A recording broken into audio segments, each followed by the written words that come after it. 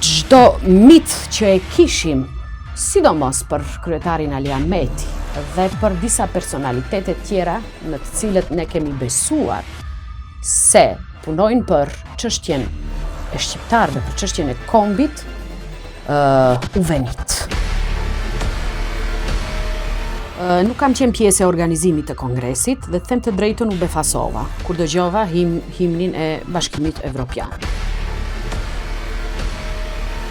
Si mendoni që do të mund të funksionojë tashmë një parti e re e cila ka bërë bashk 5 subjekte? Do të thënë, kur ishit të gjithë bashk dhe nuk qëndrua dot, si do të qëndroni të ndryshëm?